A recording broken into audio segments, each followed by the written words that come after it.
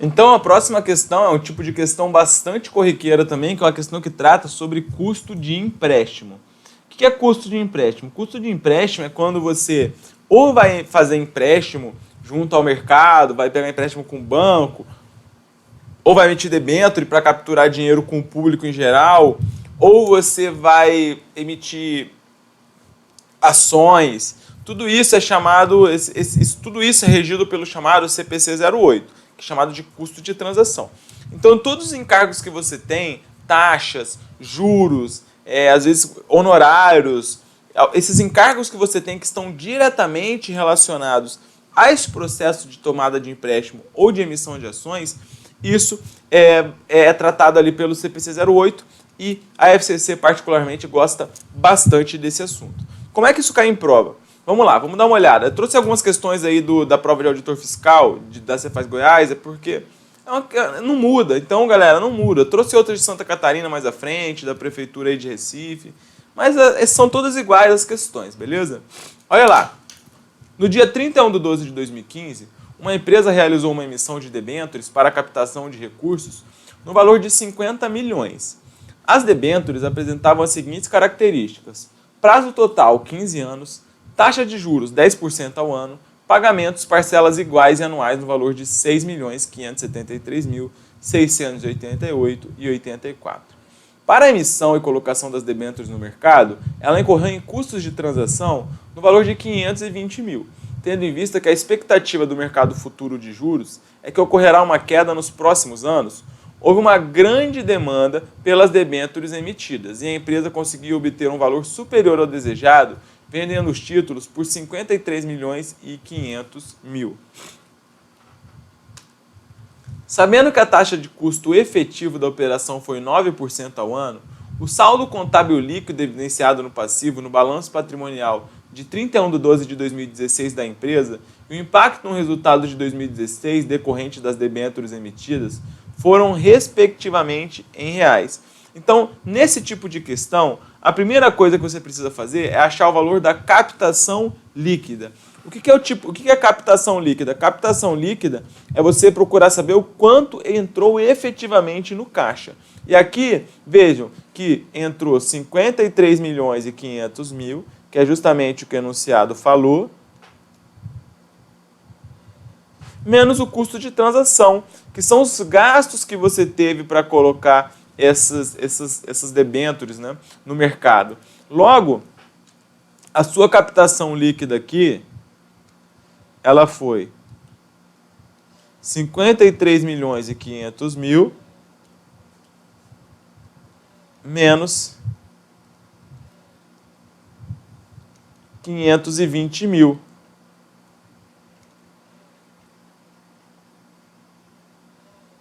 O que vai me dar aqui 52.980.000, beleza?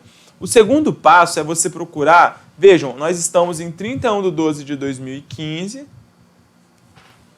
e a questão ela está perguntando em 31/12 de 2016, um ano depois. Todas as taxas elas estão em juros, estão em ano. É importante você entender que a taxa de juros aqui, ela não importa. O que importa efetivamente é o custo efetivo, tá, galera? Então, o que você vai procurar numa questão de custo de transação é o valor do custo efetivo. O que a questão quer saber? O saldo evidenciado no balanço patrimonial de 31/12 de 2016 e o impacto no resultado. Então, a gente tem que reconhecer o quê? Uma parcela de juros. Como que a gente vai fazer isso? A gente vai pegar aqui o valor da captação líquida, 52.980.000, e multiplicar pelo custo efetivo, que é 9%. O problema é fazer isso na mão, né, galera, na hora da prova. Mas por isso tem que estar com os cálculos bem afiados. Quando a gente encontrar isso aqui, a gente vai achar a parcela de juros de 4.768.200. Então vejam, quando você achar 4, já vai ficar mais fácil, porque as outras respostas, nenhuma tem esse número. Então você já acharia o gabarito aí, às vezes, sem precisar calcular. Por isso que é muito importante você conhecer aí e jogar com os números, beleza? O que mais?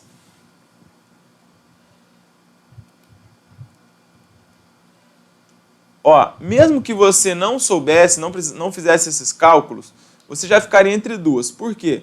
Porque se você tem a captação líquida e tem 9%, não dá nem 10%, isso tem que ser menor do que 5 milhões e 200 mil, não é os juros. Então vejam, você já eliminaria aqui a letra B, porque é 5 milhões e 300. Você já eliminaria a letra C, porque aqui tem 5 milhões e 500. E você já eliminaria a letra E, porque tem 5 milhões e 800. Como você quer uma taxa de 9%, você já ficaria com essas duas aqui, beleza? Então, é bem interessante você entender essa logística e como é que ela funciona, porque isso aí pode ajudar a salvar bem a sua pele aí, tá bom, galera? O que mais? Então, vamos lá. Agora, quer saber o valor evidenciado no passivo, que é o quanto essa empresa ela deve. Como que a gente vai fazer isso? Então, lá no final do balanço, você vai reconhecer o seguinte. Você vai ter os 52 milhões 980 mil, que é o valor do empréstimo no começo, e você vai pagar uma parcela, menos 6 milhões 573 688,84, mais juros que é devido às pessoas aí que fizeram a aquisição dessas debêntures, que é 4.768,200, encontrando assim um montante de 51.174.511,16, portanto, gabarito letra D de dado, beleza? Fiquem de olho então nesse tipo de questão, antes de você sair fazendo essa porrada de cálculo, dá uma olhada nas alternativas, porque isso aí pode te ajudar bastante, tá bom?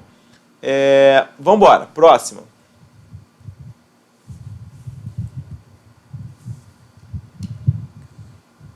Mais uma questãozinha de ativo imobilizado e de depreciação, mas essa questão ela é diferente da outra, tá? Vamos dar uma olhada rápida nessa questão também para a gente poder prosseguir, porque eu quero falar sobre DFC ainda nessa aula. Vejam, então aqui você tem uma máquina que foi adquirida à vista por 12 milhões e 500 mil. Então, valor de aquisição, 12 milhões e 500 mil. Ela gastou adicionalmente 1 milhão na alteração da estrutura do imóvel para fazer a instalação da máquina. Então esse gasto com instalação, galera, ele vai entrar, beleza? Ele vai entrar. Por quê? Porque ele é necessário para colocar em funcionamento essa máquina. Logo, você vai somar essa alteração da estrutura aqui, no valor de 1 milhão. O imóvel utilizado pela empresa é alugado, uma cláusula contratual estabelece que no final do prazo contratado, essa deverá fazer a reestruturação necessária para devolver o imóvel nas mesmas condições do início do contrato. A aquisição ocorreu em 30/6/2015 e a empresa definiu que utilizará a máquina por 10 anos. Então a gente tem aqui que a vida útil é 10 anos. Aquisição em 30/6/2015, beleza. A empresa estima que os gastos para a reestruturação do imóvel no final do 10º ano totalizarão 1.650.000 e a taxa de juros vigente era de 10% para o prazo de 10 anos. Então o que você vai ter que fazer? Você vai ter que reestruturar, não é mesmo? Você tem que reestruturar.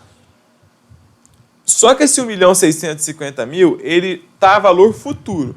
Então você vai pegar isso aí, vai subtrair esses 10% e você vai encontrar assim o valor presente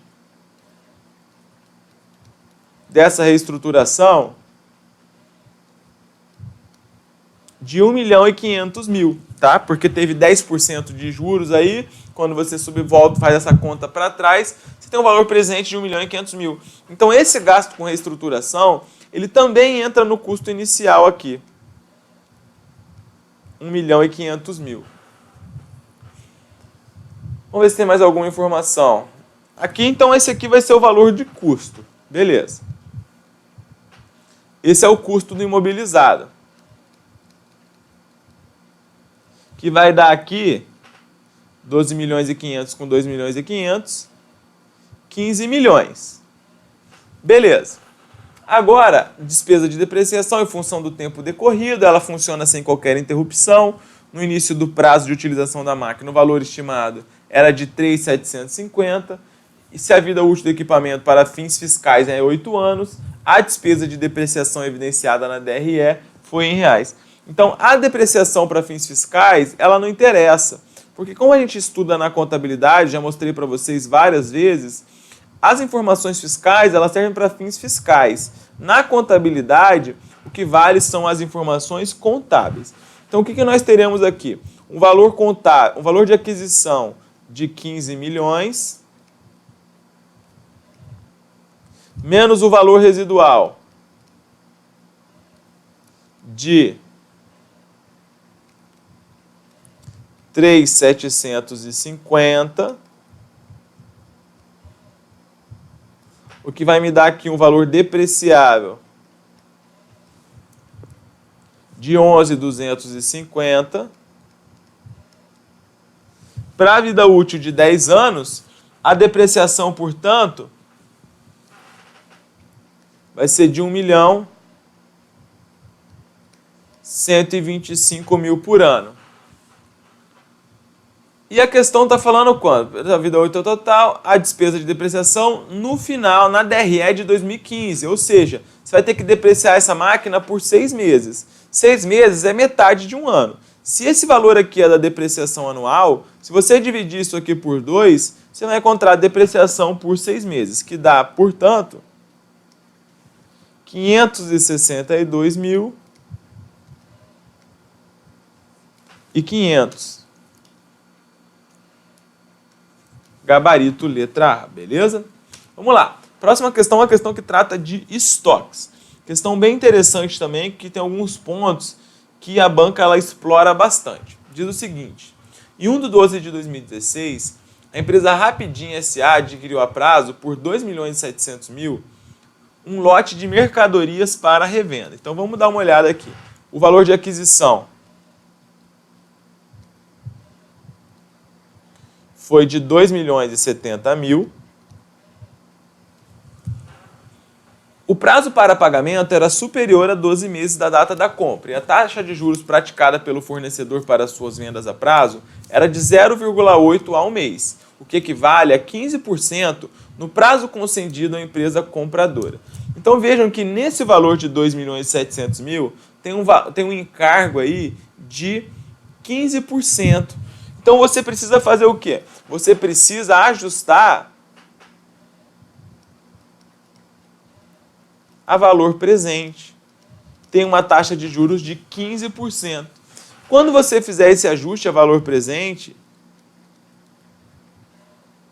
você encontrará aqui um valor presente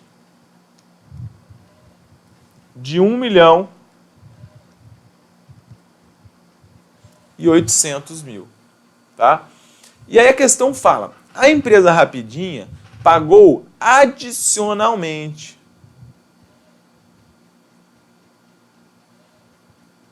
pessoal, ela pagou adicionalmente os seguintes encargos para dispor das mercadorias em condições de venda.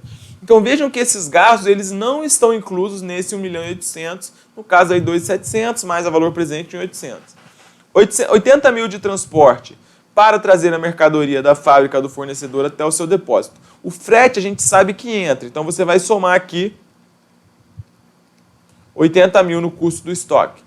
10.000 de seguro para o transporte das mercadorias até o seu depósito. A gente sabe que esse seguro, ele também entra. Beleza, sabe-se que nos diversos gastos efetuados para dispor as mercadorias estavam incluídos os seguintes impostos: 10 mil de impostos não recuperáveis, 290 mil de impostos recuperáveis. Então vejam, esses impostos, esses 290 mil, eles já estavam inclusos. Então o que você vai ter que fazer? Você vai ter que tirar.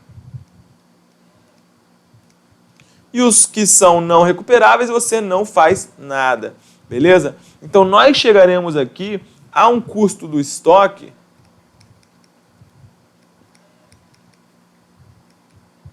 no valor de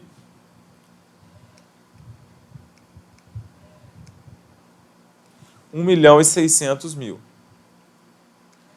tá? 1.600.000. Aí, ok, vamos lá, continuando. A empresa Rapidinha, que não tinha estoque de mercadorias antes dessa compra em dezembro de 2006, vendeu 80% pelo valor bruto de 3 milhões. Sabendo que os impostos incidentes sobre essas vendas totalizaram 450 mil, o impacto total no resultado de 2016 decorrente da compra das mercadorias e da venda de parte do lote comprado foi em reais. Então, como que a gente vai apurar isso aqui? Vejam, ela vendeu 80% disso aqui. Então, ela não vendeu tudo, ela vendeu 80%. Dá 160, 320. Então, vai dar aqui um custo, um CMV de 1.280.000. Então, vamos lá para DRE. A gente vai ter aqui uma receita de vendas de 3 milhões. A gente vai tirar aqui impostos sobre vendas no valor de 450 mil. A gente vai tirar o CMV de 1.280, chegando assim ao lucro bruto,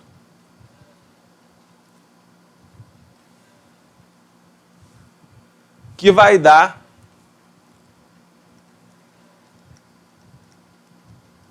1.270.000. Só que vejam que já tem o gabarito, não é mesmo? Só que a gente não pode ir com essa sede ao pote. Por quê, galera? Vejam, isso aqui foi uma grande sacada da banca e uma grande pegadinha em prova. Porque o que nós temos aqui? Nós temos que quando ela comprou isso aqui, ela pagou, vejam, foi aquisição em 1/12 de 2016, a questão está perguntando o impacto total no resultado de 2016. Quando ela comprou isso aqui, então ela vai ter que pagar uns juros aí relativo a um mês, não é mesmo? Então como que a gente vai calcular essa despesa financeira? A gente vai pegar aqui 1.800.000 e multiplicar por uma taxa aí de juros de 0,8. O que vai me dar uns juros aqui de 14.400. Logo, isso aqui tem que ser abatido no resultado com uma despesa financeira.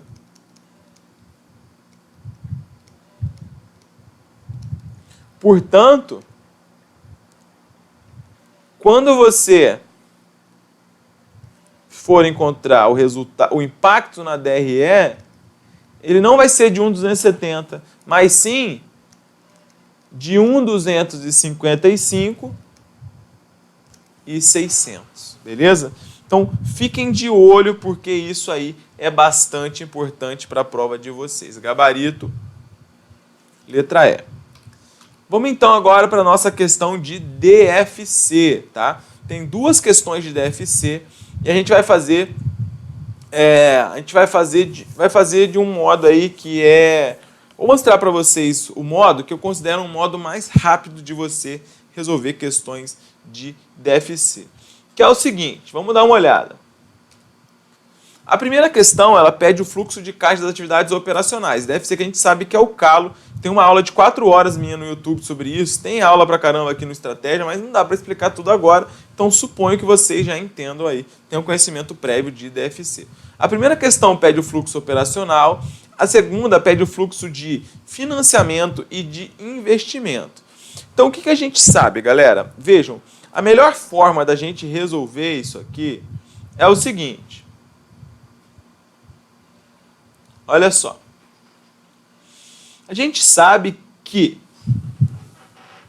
a DFC, ela evidencia as variações na conta caixa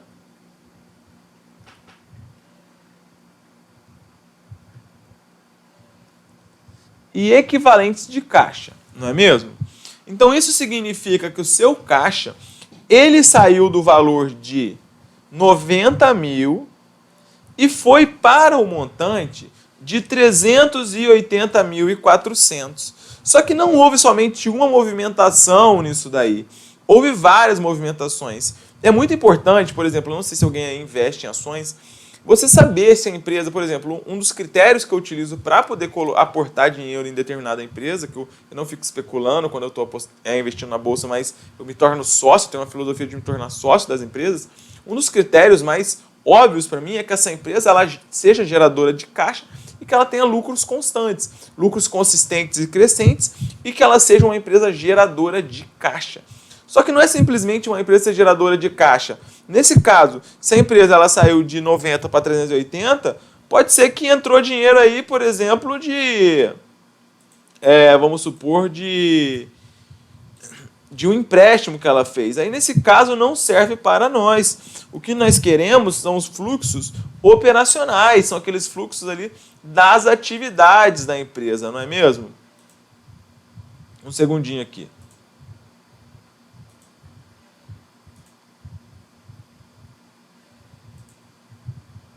Espera aí.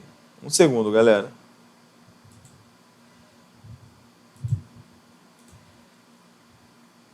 Beleza. Então, nós queremos caixa operacional.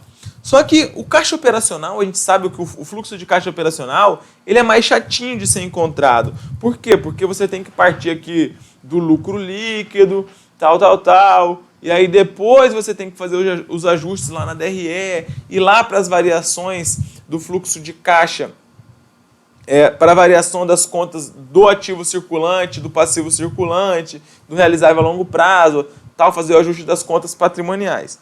Qual que é a maneira que eu acho mais rápida?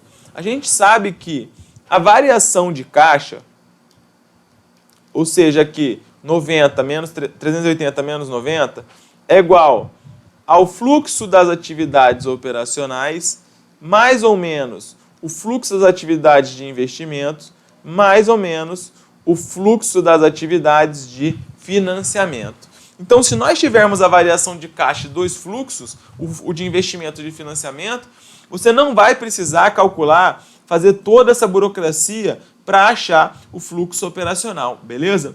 Então, vamos dar uma olhada. Em algumas questões isso vai ser bem fácil, em outras vai ser mais difícil, vai ser mais fácil você fazer pelo fluxo operacional, em outras você não vai ter essa opção.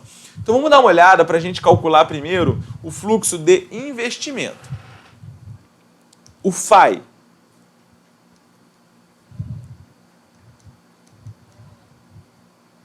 O que é o fluxo das atividades de investimento? Investimento é justamente o que está relacionado a ativo não circulante de investimentos, imobilizados e intangíveis. O que nós temos aqui? Vejam, a gente tem aqui que a conta investimentos, ela saiu de 84 mil e passou para 216 mil reais. Beleza. Então você vai falar assim, ó, a minha conta investimentos, ela teve um saldo final. Ela saiu de 84 e terminou com 216. Opa, ficou muito fácil afirmar aqui então que ela teve um aumento de 132. Isso significa que eu adquiri novas participações? Está errado. Está errado por quê? Porque, vejam, a sua conta investimentos, ela aumentou a 132. Só que você precisa perceber, lá na DRE, se tem alguma conta relacionada a isso aí que está afetando esse cálculo. E vamos lá, vamos na DRE. Receita de venda, CMV, despesas operacionais, blá blá blá. Olha aqui. Resultado de equivalência patrimonial. Portanto, como nós temos aqui esse resultado de equivalência patrimonial de 36, isso aqui está afetando esse 132. O que significa dizer? Significa que esse 132 que aumentou, desse 132, 36, na verdade, não aumentou. 36 foi um ganho que eu tive com MEP. Logo, desse 132, 36 foi um ganho com MEP, resultado de equivalência patrimonial positivo, e a diferença 132 menos 36, que dá 96 mil, isso foi a aquisição de novos investimentos. Logo, a aquisição entra aqui no FAI negativo. Beleza. Agora vamos ver. Veículos. Veículos também está aqui. Ó, mesma coisa. Veículos.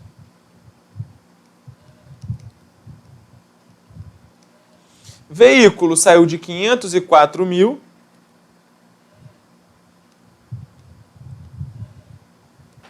e foi para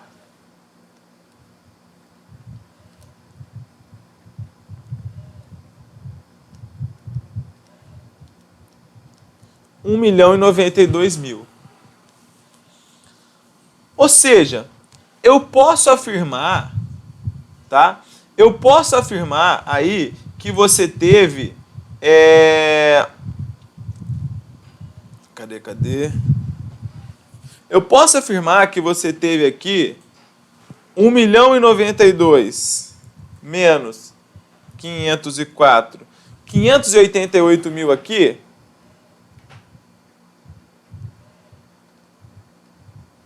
De aquisição? Não dá para afirmar. Por quê? Porque eu falei para você que antes de mais nada, você tem que ir lá na DRE e olhar se tem alguma conta aqui que está sendo correlacionada com esse item. Vamos ver o enunciado. Ela falou, ó, os imóveis foram vendidos, ela não vendeu investimentos nem veículos. Beleza. Então, para a gente, isso aqui é interessante. Só que vejam que aqui nessa conta veículos, não tem nenhuma despesa de depreciação. Concorda? Não tem nenhuma referência aqui na depreciação.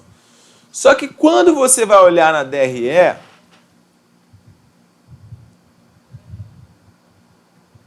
aqui tem uma despesa de depreciação de 72 mil. Isso significa que a sua conta veículos, esse 1.092.000, ele está sendo apresentado de forma líquida. Não é 1.092.000. Na verdade, é 1.092.000 líquido. Só que você tem que somar aqui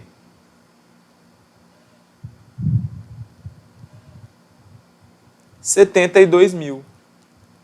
Quando você fizer isso aqui, você vai encontrar um valor de veículos de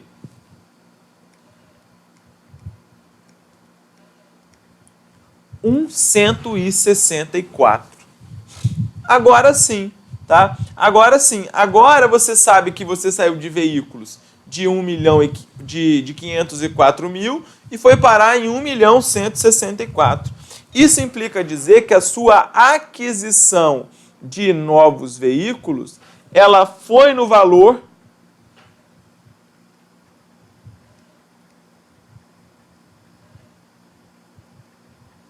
de 660 mil.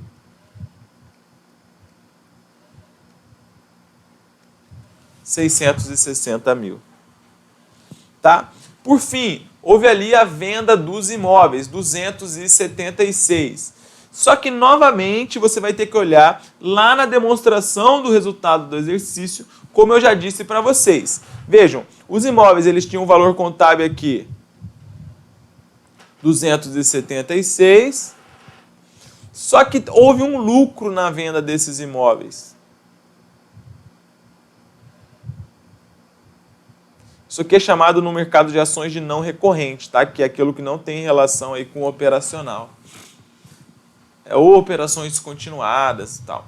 Então vejam, qual que é o valor que entrou no caixa relativo à venda desses imóveis? É 276 mil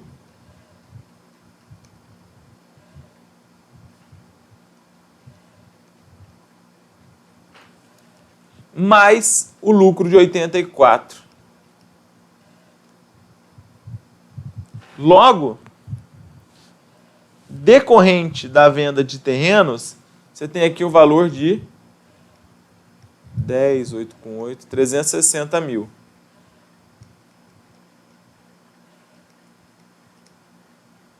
Assim, o seu fluxo de investimento, quando você fizer isso aqui, vai te dar uma atividade consumida de 396 mil reais. Então, você consumiu nas atividades de investimento 396 mil reais. Você gastou mais do que entrou 396 mil reais, beleza? Então, é assim que funciona. Agora, vamos dar uma olhada nas atividades de financiamento, tá? O que são as atividades de financiamento? É capital social, empréstimo, geralmente. Vamos dar uma analisada aí nessas contas. Vejam, os empréstimos, o que a questão fala? Não liquidou qualquer empréstimo e não pagou as despesas financeiras e pagou os dividendos constantes do balanço. Então, vamos olhar rapidamente aqui. O resultado do exercício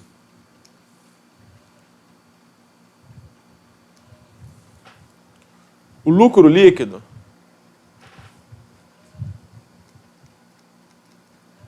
ele foi 124.800. Beleza? Isso aqui veio para cá em algum momento. Daqui que ele foi distribuído. Então vamos dar uma olhada na conta empréstimo, depois a gente volta aqui para o PL. A conta empréstimo, ela passou de 540 para 1.164. Então você pode falar que aqui o FAF 164 menos 540. Isso aqui vai dar 624. Eu posso considerar que isso aqui é entrada de novo empréstimo? Não. Você não pode. Por quê? Porque dentro dessa conta empréstimos obtidos, eu vou ter que apagar aqui, galera. Eu vou ter que apagar o fluxo de investimento aqui. Porque não vai ter espaço aqui mais.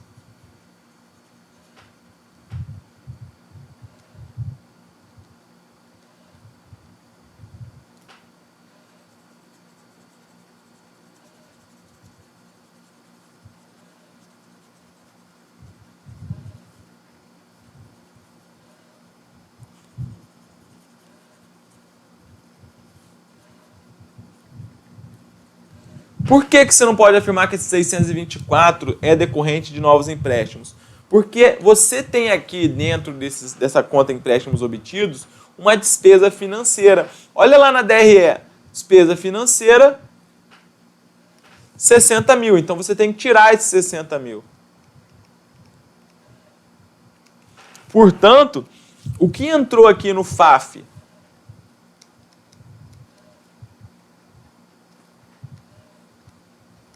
de novos empréstimos vai dar aqui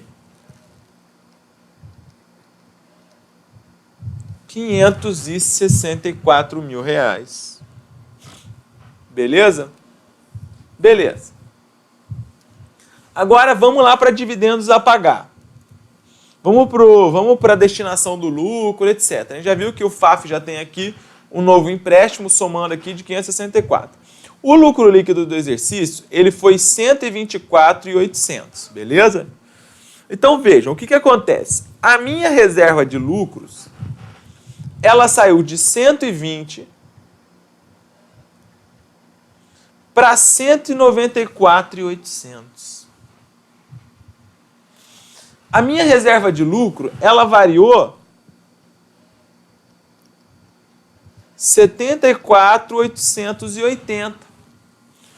Então, as reservas de lucro, elas aumentam por valores que são destinados do lucro líquido do exercício. Então, você pegou desses 124.880, você mandou para a reserva de lucros 74.880. A questão falou ainda que ela pagou os dividendos que tinham no ano passado. Ou seja, ela pagou esses 30 mil aqui. Como ela pagou esses 30 mil, isso significa que você esse 49.920 é novo. Ou seja, isso veio daqui.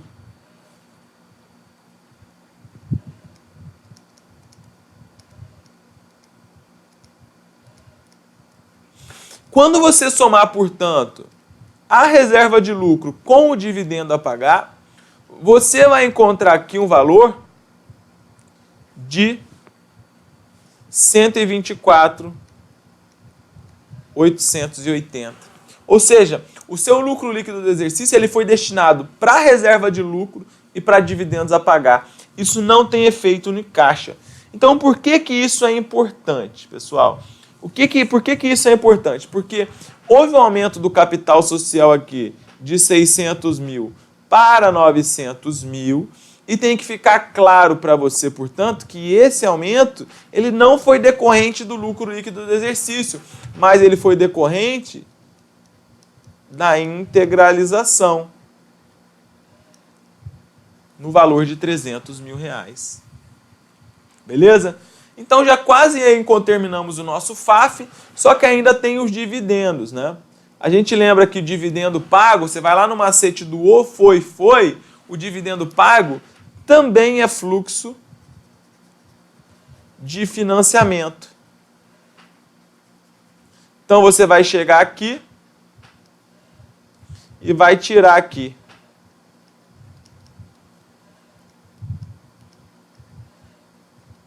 Portanto, o seu fluxo de financiamento vai dar 834 mil reais positivo. Logo, o seu FAF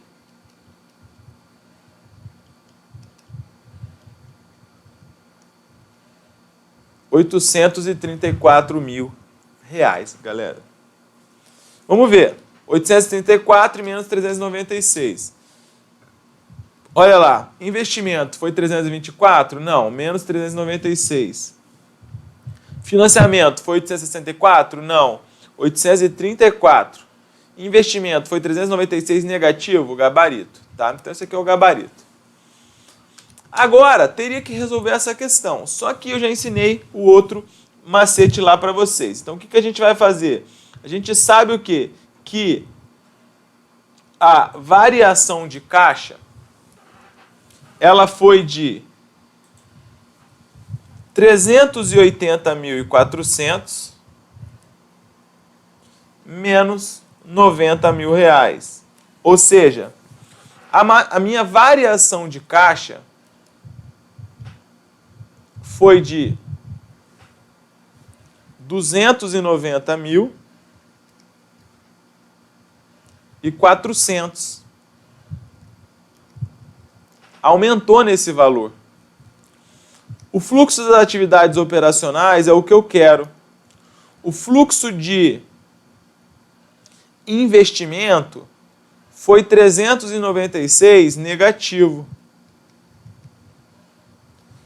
E o fluxo de financiamento foi 834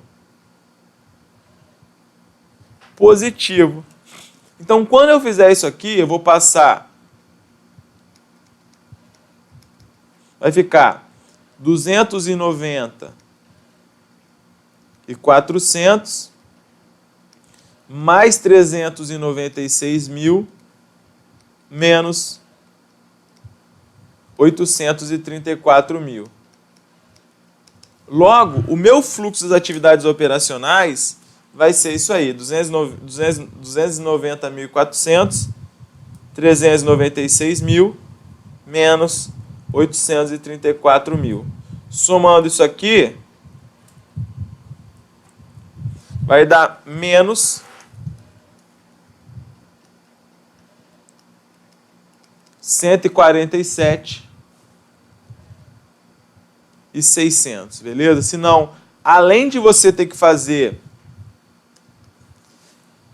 o fluxo de financiamento e de investimento, que já é demorado, você teria que fazer a DRE. Aí, quando você fizer primeiro o financiamento e investimento, você já vai achar o operacional de modo mais fácil, pegando a variação aí da conta caixa, tranquilo?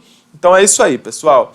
E assim, nós encerramos aí essas questões. Elas têm 90% de chance ou mais de estarem na prova de vocês, tá? Desejo sucesso a todos e se caírem, depois mandei um feedback falando como foi a prova. Eu gostaria de ficar aqui mais 1, 2 horas falando para vocês, mas infelizmente o nosso tempo é curto. Um abraço, pessoal. Fiquem com Deus e até a próxima.